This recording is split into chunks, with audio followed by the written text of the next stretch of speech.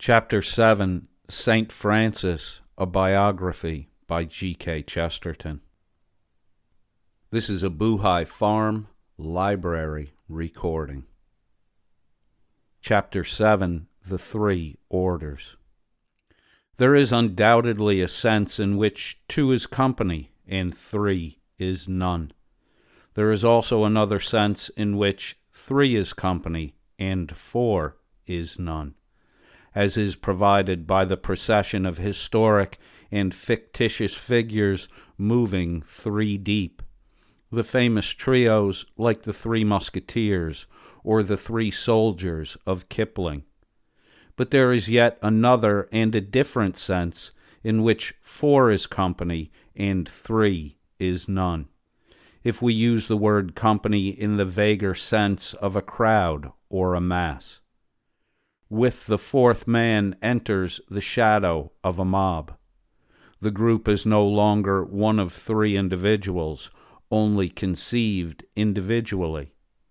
That shadow of the 4th man fell across the little hermitage of the Portuncula when a man named Egidio, apparently a poor workman, was invited by St. Francis to enter. He mingled without difficulty with the merchant and the canon, who had already become the companions of Francis. But with his coming an invisible line was crossed, for it must have been felt by this time that the growth of that small group had become potentially infinite, or at least that its outline had become permanently indefinite.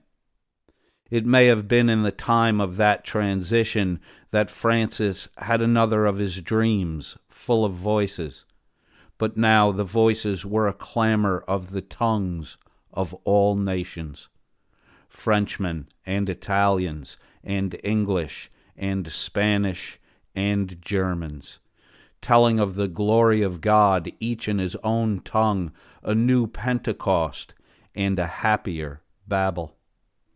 Before describing the first steps he took to regularize the growing group, it is well to have a rough grasp of what he conceived that group to be. He did not call his followers monks, and it is not clear, at this time at least, that he even thought of them as monks. He called them by a name which is generally rendered in English as the Friars Minor. But we shall be much closer to the atmosphere of his own mind if we render it almost literally as the Little Brothers. Presumably, he was already resolved, indeed, that they should take the 3 vows of poverty, chastity, and obedience, which had always been the mark of a monk. But it would seem that he was not so much afraid of the idea of a monk as of the idea of an abbot. He was afraid that the great spiritual magistracies, which had given even to their holiest possessors at least a sort of impersonal and corporate pride, would impart an element of pomposity that would spoil his extremely and almost extravagantly simple version of the life of humility. But the supreme difference between his discipline and the discipline of the old monastic system was concerned, of course, with the idea that the monks were to become migratory and almost nomadic instead of stationary. They were to mingle with the world, and to this the more old-fashioned monk would naturally reply by asking how they were to mingle with the world without becoming entangled with the world.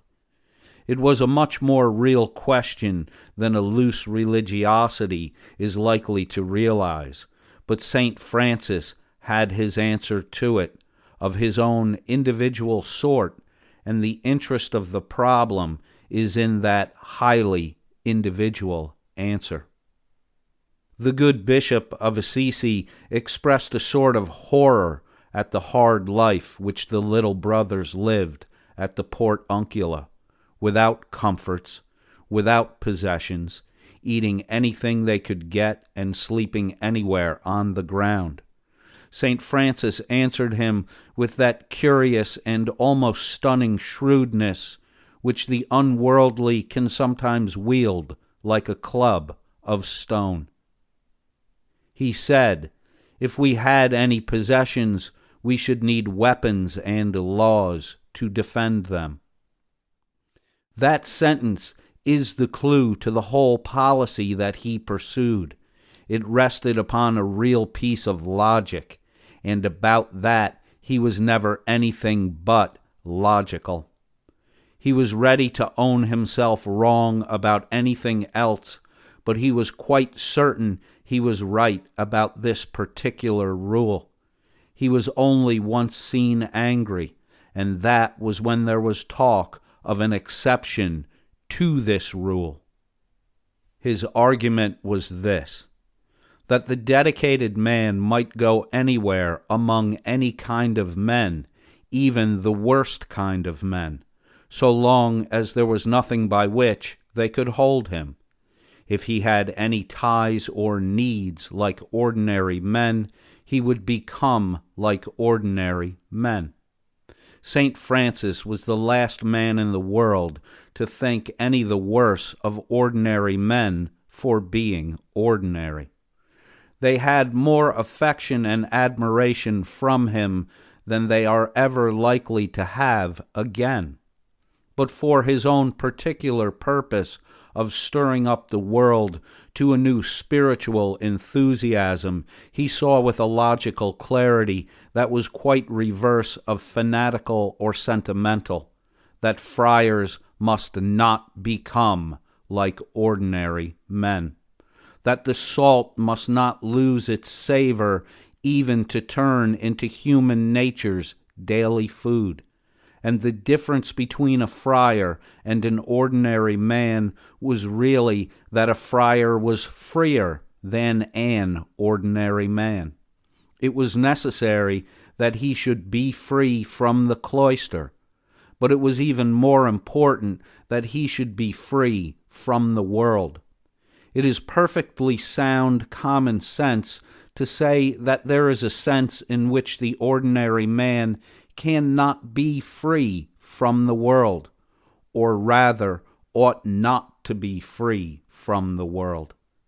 The feudal world in particular was one labyrinthine system of dependence. But it was not only the feudal world that went to make up the medieval world, nor the medieval world that went up to make the whole world, and the whole world is full of this fact.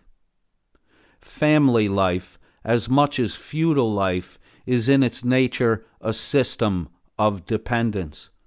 Modern trade unions, as much as medieval guilds, are interdependent among themselves, even in order to be independent of others. In medieval, as in modern life, even where these limitations do exist for the sake of liberty, they have in them a considerable element of luck. They are partly the result of circumstances, sometimes the almost unavoidable result of circumstances. So the 12th century had been the age of vows, and there was something of relative freedom in that feudal gesture of the vow. For no man asks vows from slaves any more than from spades.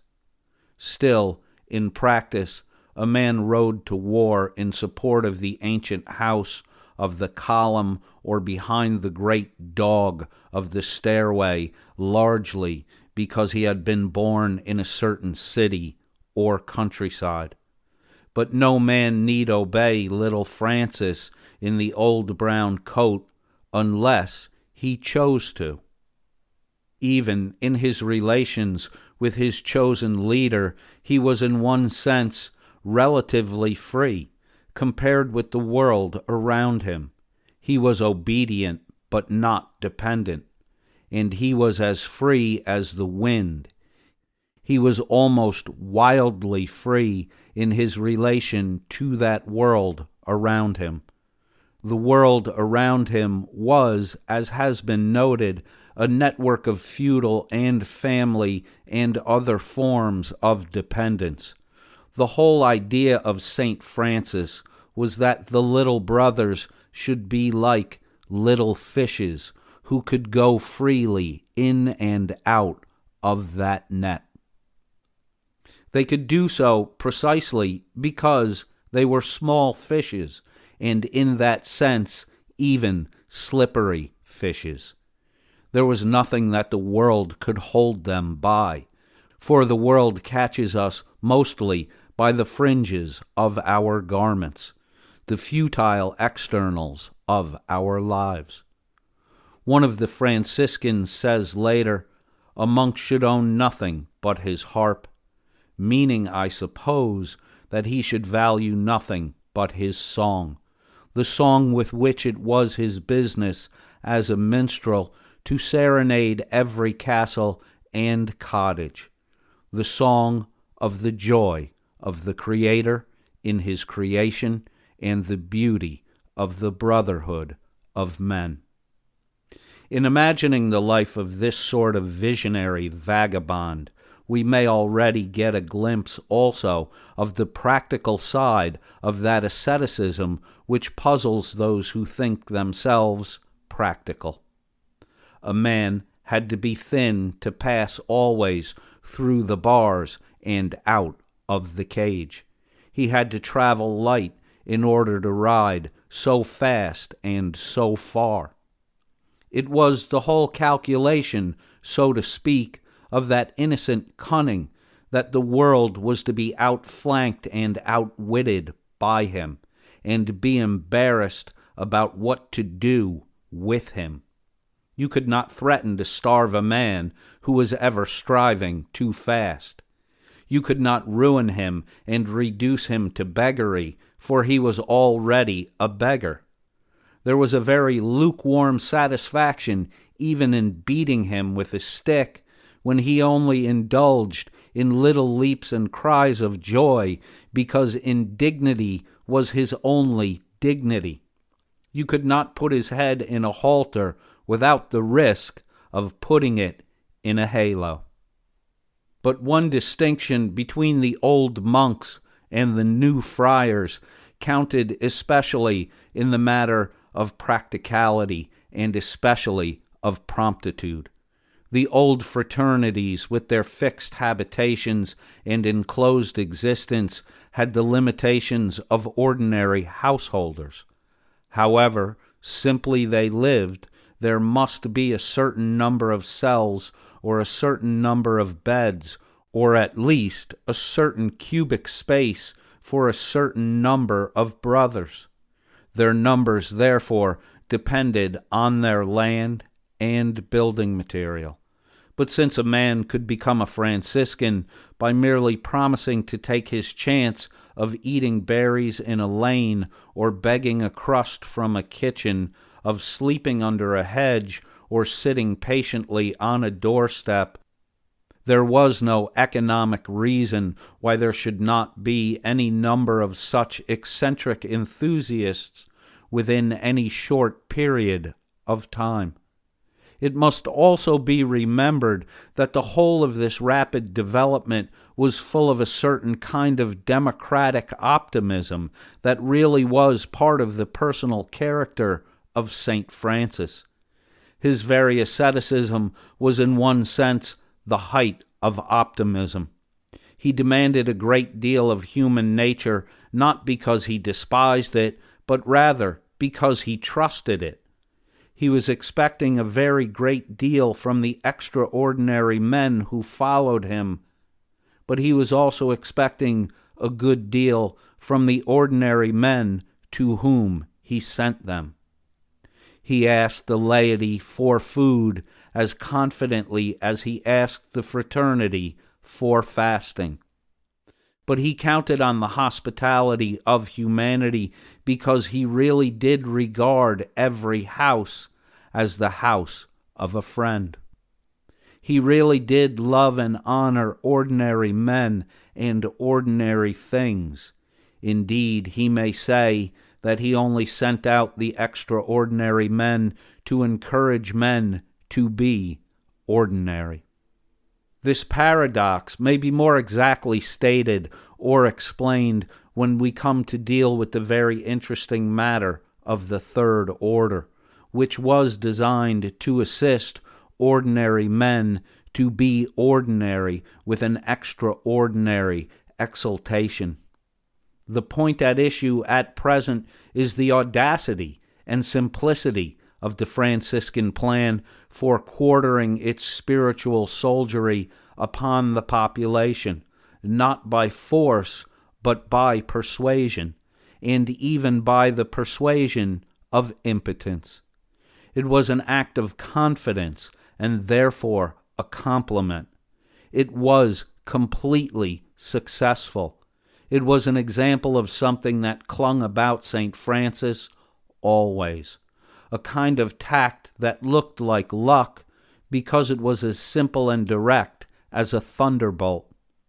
There are many examples in his private relations of this sort of tactless tact, this surprise effect by striking at the heart of the matter.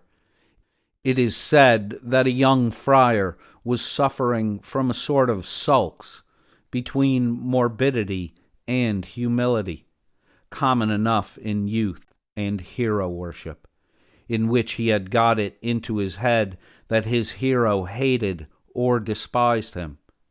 We can imagine how tactfully social diplomatists would steer clear of scenes of excitements, how cautiously psychologists would watch and handle such delicate cases. Francis suddenly walked up to the young man, who was, of course, secretive and silent as the grave, and said, "Be not troubled in your thoughts, for you are dear to me, and even among the number of those who are most dear. You know that you are worthy of my friendship and society. Therefore, come to me in confidence whensoever you will, and from friendship learn faith." Exactly as he spoke to that morbid boy, he spoke to all mankind. He always went to the point. He always seemed at once more right and more simple than the person he was speaking to. He seemed at once to be laying open his guard and yet lunging at the heart. Something in this attitude disarmed the world as it has never been disarmed again. He was better than other men. He was a benefactor of other men, and yet he was not hated. The world came into church by a newer and nearer door, and by friendship it learned faith. It was while the little knot of people at the Portiuncula was still small enough to gather in a small room that St. Francis resolved on his first important and even sensational stroke. It is said that there were only 12 Franciscans in the whole order when he decided to march, as it were, on Rome and found a Franciscan order. It would seem that this appeal to remote headquarters was not generally regarded as necessary. Possibly something could have been done in a secondary way under the Bishop of Assisi and the local clergy. It would seem even more profitable that people thought it somewhat unnecessary to trouble the supreme tribunal of Christendom about what a dozen chance men chose to call themselves. But Francis was obstinate, and as it were blind on this point, and his brilliant blindness is exceedingly characteristic of him. A man satisfied with small things, or even in love with small things, he yet never felt quite as we do about the disproportion between small things and large. He never saw things to scale in our sense, but with a dizzying disproportion which makes the mind reel. Sometimes it seems merely out of drawing, like a joyfully colored medieval map, and then again it seems to have escaped from everything like a shortcut in the fourth dimension. He is said to have made a journey to interview the emperor, throned among his armies under the eagle of the Holy Roman Empire, to intercede for the lives of certain little birds. He was quite capable of facing 50 emperors to intercede for one bird. He started out with 2 companions to convert the Mohammedan world. He started out with 11 companions to ask the Pope to make a new monastic world. Innocent III, the great Pope, according to Bonaventure, was walking on the terrace of St. John Lateran, doubtless revolving the great political questions which troubled his reign, when there appeared abruptly before him a person in peasant costume who he took to be some sort of shepherd. He appears to have got rid of the shepherd with all convenient speed. Possibly he formed the opinion that the shepherd was mad. Anyhow, he thought no more about it until, says the great Franciscan biographer, he dreamed that night a strange dream. He fancied that he saw the whole huge ancient temple of St. John Lateran, on whose high terraces he walked so securely, leaning horribly and crooked against the sky, as if all its domes and turrets were stooping before an earthquake. Then he looked again and saw that a human figure was holding it up like a living caryatid, and the figure was that of the ragged shepherd or peasant from whom he had turned away on the terrace. Whether this be a fact or a figure, it is a very true figure of the abrupt simplicity with which Francis won the attention and the favor of Rome. His first friend seems to have been the Cardinal Giovanni di San Paolo, who pleaded for the Franciscan idea before a conclave of cardinals summoned for the purpose. It is interesting to note that the doubts thrown upon it seem to have been chiefly doubts whether the rule was not too hard for humanity, for the Catholic Church is always on the watch against excessive asceticism and its evils. Probably they meant, especially when they said it was unduly hard, that it was unduly dangerous. For a certain element that can only be called danger is what marks the innovation as compared with older institutions of the kind. In one sense, indeed, the friar was almost the opposite of the monk. The value of the old monasticism had been that there was not only an ethical but an economic repose. Out of that repose had come the works for which the world will never be sufficiently grateful: the preservation of the classics, the beginning of the Gothic, the schemes of science and philosophies, the illuminated manuscripts, and the colored glass. The whole point of a monk was that his economic affairs were settled for good. He knew where he would get his supper, though it was a very plain supper. But the whole point of a friar was that he did not know where he would get his supper. There was always a possibility that he might get no supper. There was an element of what would be called romance, as of the gypsy or adventurer. But there was also an element of potential tragedy, as of the tramp or the casual laborer. So the cardinals of the 13th century were filled with compassion, seeing a few men entering of their own free will that estate to which the poor of the 12th century are daily driven by cold coercion and moved on by police. Cardinal San Paolo seemed to have argued more or less in this manner. It may be a hard life, but after all, it is the life apparently described as ideal in the gospel. Make what compromises you think wise or humane about that ideal, but do not commit yourselves to saying that men shall not fulfill that ideal if they can.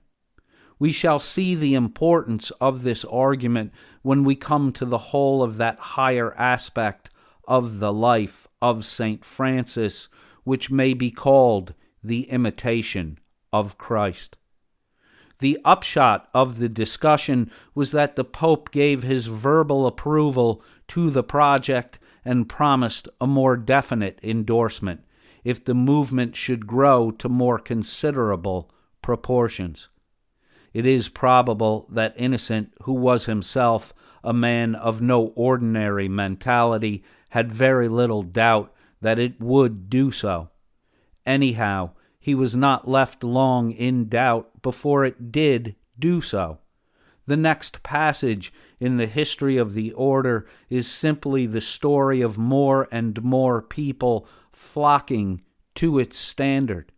And as has already been remarked, once it had begun to grow, it could, in its nature, grow more quickly than any ordinary society requiring ordinary funds and public buildings. Even the return of the 12 pioneers from their papal audience seems to have been a sort of triumphal procession.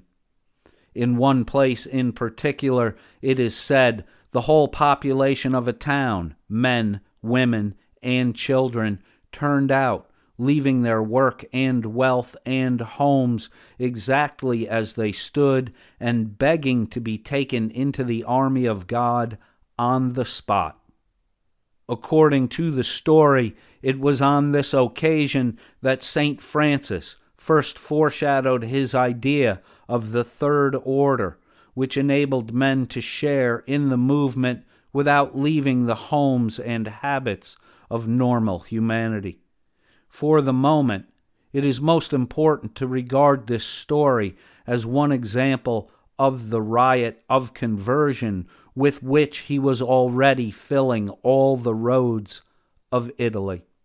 It was a world of wandering, friars perpetually coming and going in all the highways and byways, seeking to ensure that any man who met one of them by chance should have a spiritual adventure.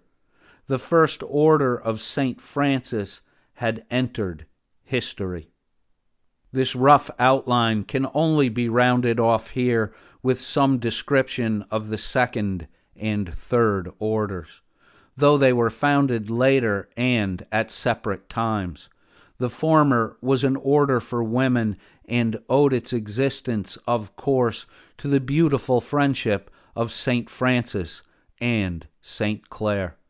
There is no story about which even the most sympathetic critics of another creed have been more bewildered and misleading. For there is no story that more clearly turns on the simple test which I have taken as crucial throughout this criticism. I mean that what is the matter with these critics is that they will not believe that a heavenly love can be as real as an earthly love. The moment it is treated as real, like an earthly love, their whole riddle is easily resolved. A girl of 17, named Clare, and belonged to one of the noble families of Assisi, was filled with an enthusiasm for the covenantal life, and Francis helped her to escape from her home and to take up the covenantal life. If we like to put it so, he helped her to elope into the cloister, defying her parents as he had defied his father. Indeed, the scene had many of the elements of a regular romantic elopement, for she escaped through a hole in the wall, fled through a wood, and was received at midnight by the light of torches. Even Mrs. Oliphant, in her fine and delicate study of St. Francis, calls it an accident which we can hardly record with satisfaction. Now, about that incident, I will here only say this. If it had really been a romantic elopement, and the girl had become a bride instead of a nun, practically the whole modern world would have made her a heroine. If the action of the friar towards Claire had been the action of the friar towards Juliet, everybody would be sympathizing with her exactly as they sympathize with Juliet. It is not conclusive to say that Claire was only 17. Juliet was only 14. Girls married and boys fought in battles at such early ages in medieval times, and a girl of 17 in the 13th century was certainly old enough to know her own mind.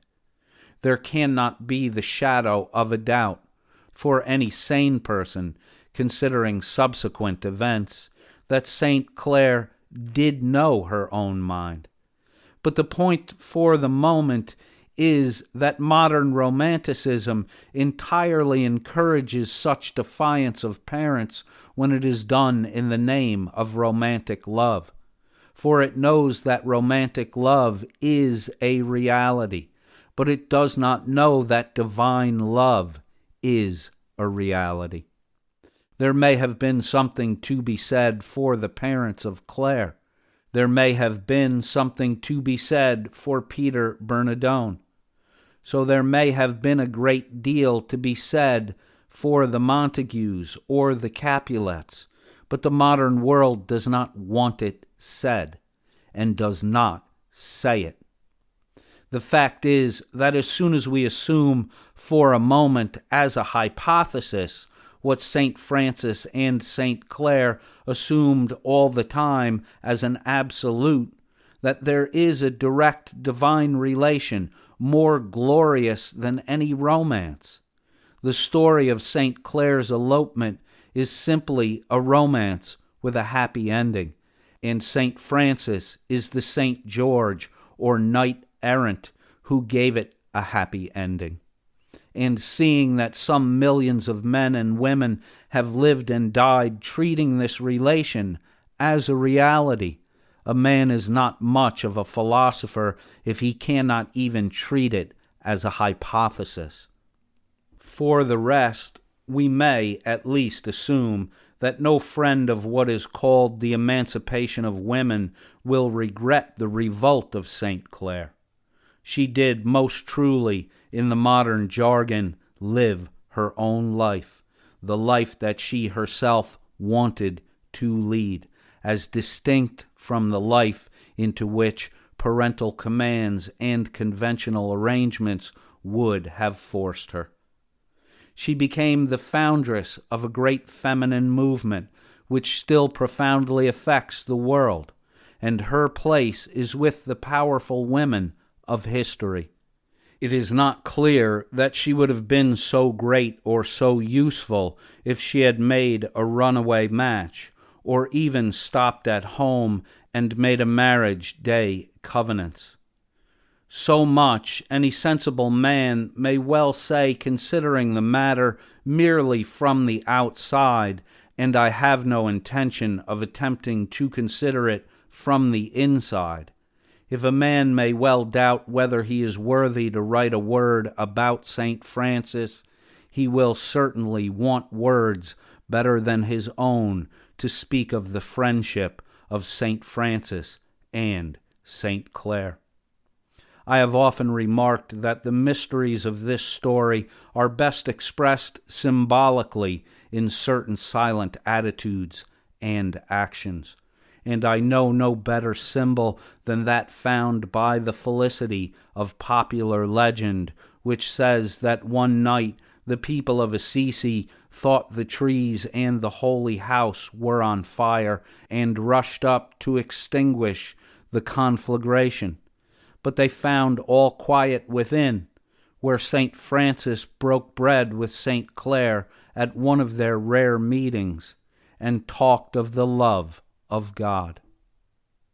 It would be hard to find a more imaginative image for some sort of utterly pure and disembodied passion than that red halo round the unconscious figures on the hill, a flame feeding on nothing and setting the very air on fire.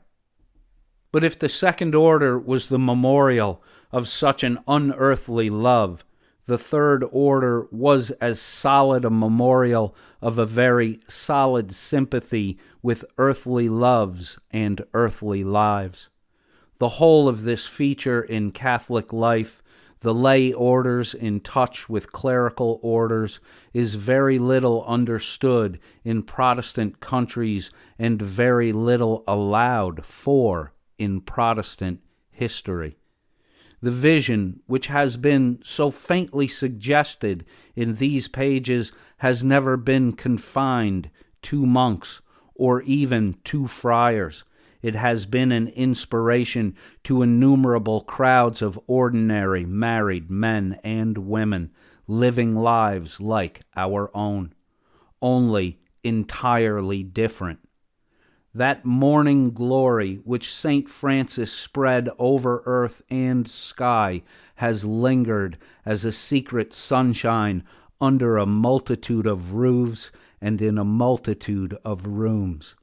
In societies like ours, nothing is known of such a Franciscan following. Nothing is known of such obscure followers. And if possible, less is known of the well-known followers. If we imagine passing us in the street a pageant of the third order of St. Francis, the famous figures would surprise us more than the strange ones. For us, it would be like the unmasking of some mighty secret society. There rides St. Louis, the great king, lord of the higher justice, whose scales hang crooked in favor of the poor. There is Dante, crowned with laurel, the poet who in his life of passions sang the praises of the lady Poverty, whose gray garment is lined with purple and all glorious within. All sorts of great names from the most recent and rationalistic centuries would stand revealed. The great Galvani, for instance, the father of all electricity, the magician who has made so many modern systems of stars and sounds. So various a following would alone be enough to prove that St. Francis had no lack of sympathy with normal men, if the whole of his own life did not prove it. But in fact, his life did prove it, and that possibly in a more subtle sense. There is, I fancy, some truth in the hint of one of his modern biographers that even his natural passions were singularly normal and even noble, in the sense of turning towards things not unlawful in themselves, but only unlawful for him. Nobody ever lived of whom we could less fitly use the word regret than Francis of Assisi. Though there was much that was romantic, there was nothing in the least sentimental about his mood. It was not melancholy enough for that.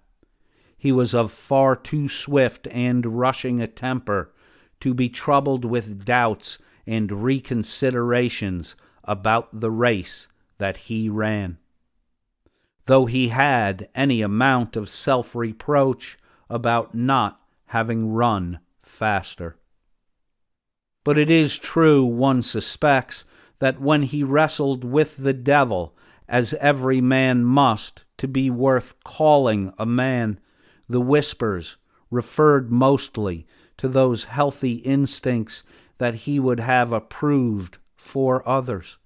They bore no resemblance to that ghastly painted paganism which sent its demonic courtesans to plague St. Anthony in the desert. If St. Francis had only pleased himself, it would have been with simpler pleasures. He was moved to love rather than lust, and by nothing wilder than wedding bells. It is suggested in that strange story of how he defied the devil by making images in the snow and crying out that these sufficed for a wife and family. It is suggested in the saying he used when disclaiming any security from sin, "I may yet have children," almost as if it was of the children rather than the woman that he dreamed. And this, if it be true, gives a final touch to the truth about his character. There was so much about him of the spirit of the morning, so much that was curiously young and clean, that even what was bad in him was good.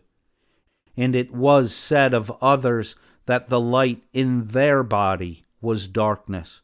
So it may be said of this luminous spirit that the very shadows in his soul were of light. Evil itself could not come to him save in the form of a forbidden good, and he could only be tempted by a sacrament. End of Chapter 7, St. Francis, a Biography, by G.K. Chesterton.